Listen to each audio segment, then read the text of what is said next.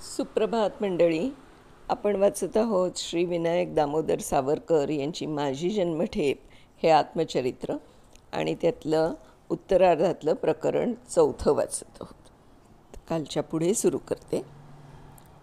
येथेच आम्ही हेही सांगून टाकतो की बारीने आमच्या विरुद्ध किंवा आमच्या सहानुभूतीचे जे काय गौप्य म्हणून वेळोवेळी आम्हाला सांगितले होते आणि आम्ही ते विश्वास देऊन ऐकलं होतं, ते आम्ही केव्हाही त्याची हानी होईल अशा रीतीने कोणास सांगितले नाही.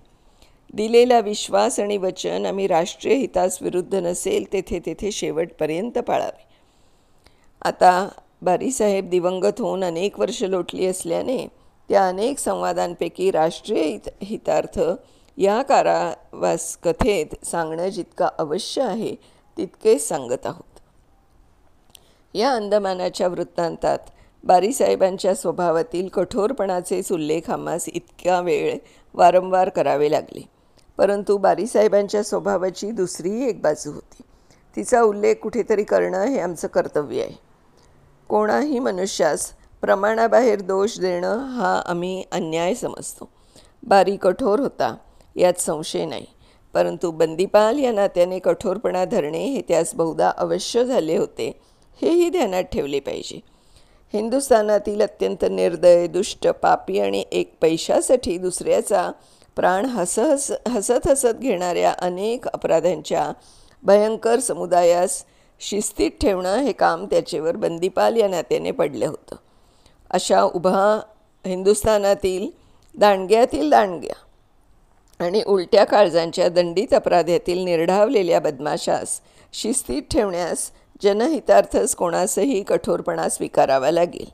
तसा तो बारीने स्वीकारला हा त्याचा अपराध नव्हता हे आम्ही त्यास वारंवार सांगत असू. परंतु अशा लोकात जन्म घालवल्याने त्याचा स्वभावच निदान बंदीगृहापुरता तरी कठोर, अनिरुद्ध आणि निर्दय झाला होता. त्यामुळे त्यास चांगला आणि वाईट याची निवड करता येत नसे. हा त्याचा दोष असे. त्यास खरोखरीच वाटे की पोर्ट ब्लेअरचा परमेश्वर आहे तो. त्याच्या असत्य असो, निर्बंधाविरुद्ध अन्याय असो, लहरीप्रमाणे जो वागेल जो त्याची दासासारखी हाजी करील तो चांगला. इतर वाईट ही त्याची मनुष्य ओळखण्याची व्याख्या होती. हा त्याचा दोष.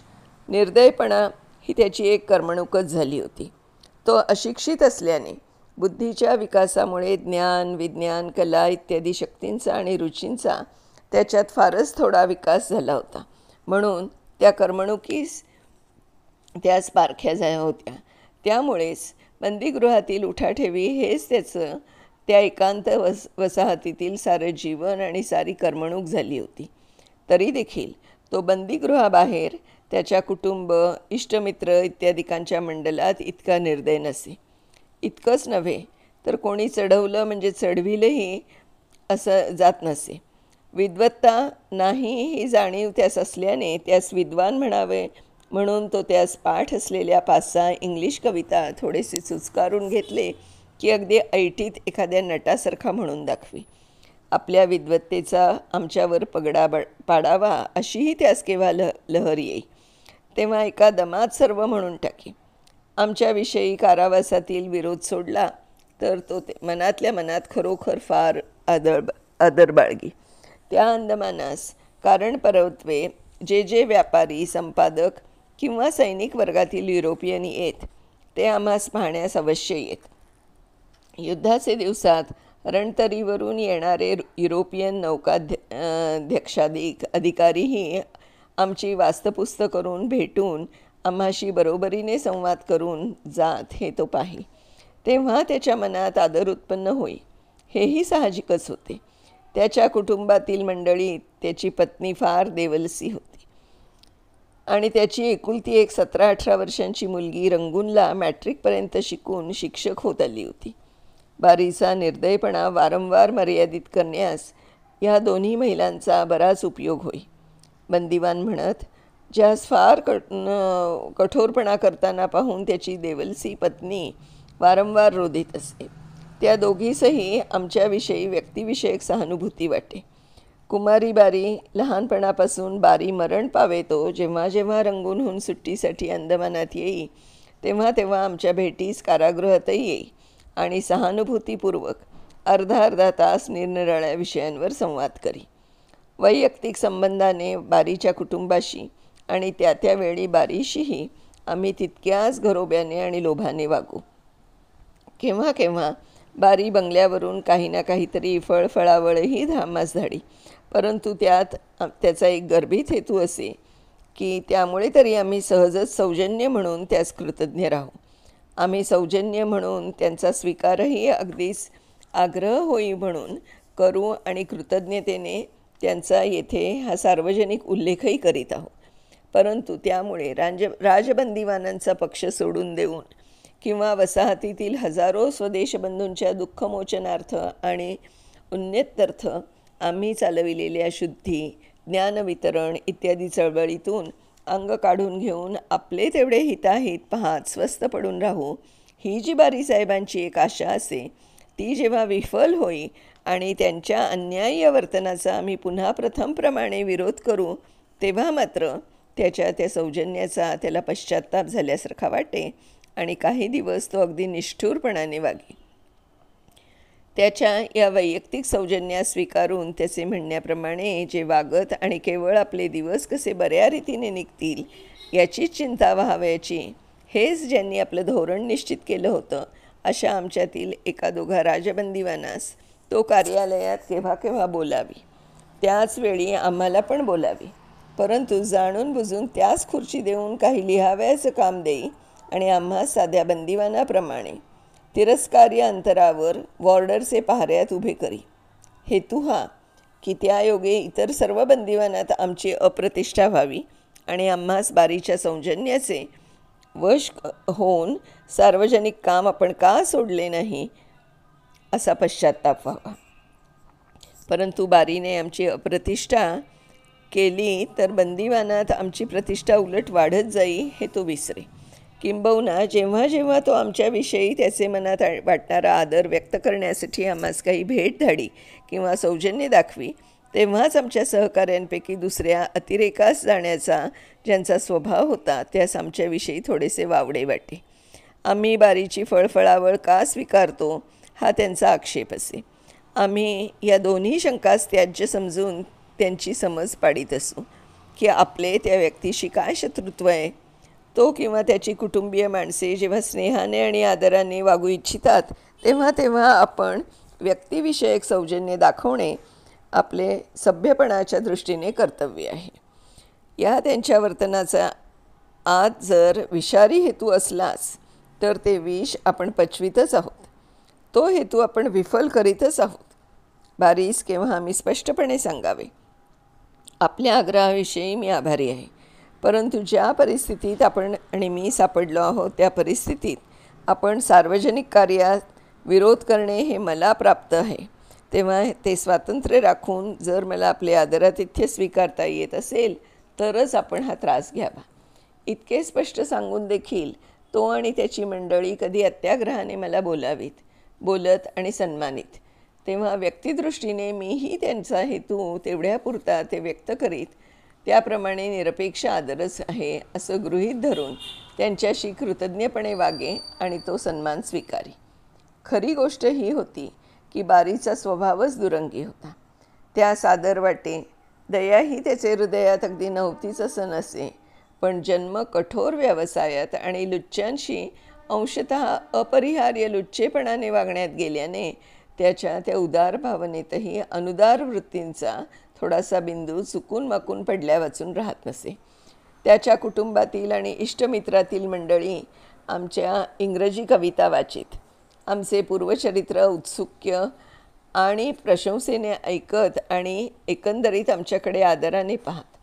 त्यांच्या विनंतीवरून आम्ही त्यास काही इंग्रजी कविता लिहून दिल्या होत्या. वर्षातून एक दिवस मात्र बारी स्वतःहून अगदी निरपेक्ष दयाभाव धारण करण्याचा शक्य तेवढा प्रयत्न करी. तो दिवस म्हणजे ख्रिसमसचा. त्या दिवशी मात्र आयर्लंडातील रोमनक्या कॅथलिक संप्रदायाचे पिढ्यानपिढ्या झालेले संस्कार त्या पोर्ट ब्लेअरच्या पोटाळ परमेश्वरास देखील दमन करणे अशक्य होऊन बारीची मुद्रा शांत आणि दयार्द्र दिसे. त्याचे कट्टर विरोधी राजबंदीवान देखील आपल्या दर्शनाबरोबर तिरस्काराने त्याच्या भुवया वाकड्या करू शकत नसत. त्यास देखील तो सन्मानाने कार्यालयात आमंत्रण देई आणि 10-12 रुपये खर्च करून त्यास मिठाई, दूध, चहा देत असे. अशा वेळी आम्ही बहुधा त्या मिठाईच्या मानास नाकारून त्याचे स्थली 1-2 ताजी वृत्तपत्रे मागावी. बारीने हो ना करता करता ती द्यावी आणि पुन्हा मिठाई पण धाडावी ती धाडावीच. आम्ही गेलो नाही तर कोठडीत धाडून देई. त्या दिवशी सहसा कोणाही बंदिवानास तो कठोरपणाने वागवीत नसे. खटलेही शक्य तितके करीत नसे.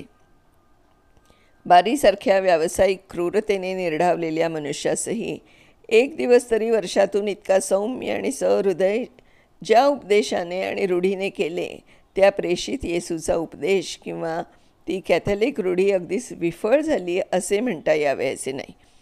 आम्हा हिंदुस्थानी राजबंदीवानासही येशू ख्रिस्ताच्या उपदेशाचा काही लाभ झालाच तर. असा विनोदी विचार त्या दिवशी माझ्या मनात हटकून येई. बारीच्या सौजन्याप्रमाणेच त्याचे स्वभावातील चाणाक्षपणही निर्भेळ नव्हते. जसे त्याचे सौजन्यही किंचित वक्र असे तसे त्याचे चाणाक्षपणही मूर्ख असे. कारण मूर्खपणाचे मूळ लक्षण जे स्वतःच्या शहाणपणाची मर्यादा न ओळखणे ते त्याच्यात स्पष्टपणे व्यक्त होत असे. म्हणूनच साधारण अशिक्षित बंदिवानास फसविण्यात किंवा नमविण्यात त्यास जो चाणाक्षपणा उपयोगी पडे त्याचाच उपयोग सर्वत्र होईल असे तो समजे. म्हणूनच मोठा फक्कड पेस म्हणून त्याने त्या दिवशी आम्हास कार्यालयात बोलावून ती त्याची दैनिकी आम्हास वाचून दाखवली.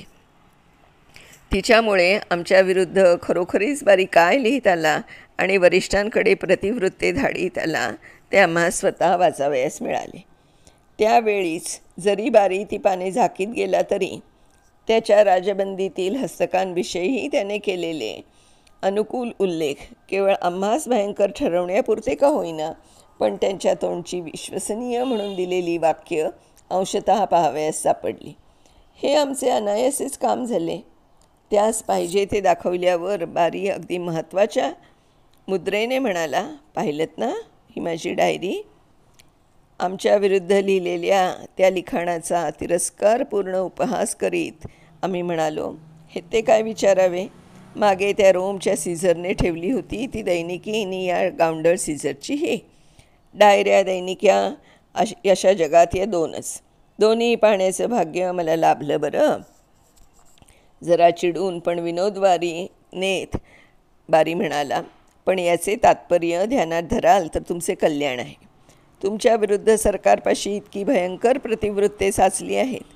अजून तरी सावध राहा मित्र म्हणून मी सुचवतो.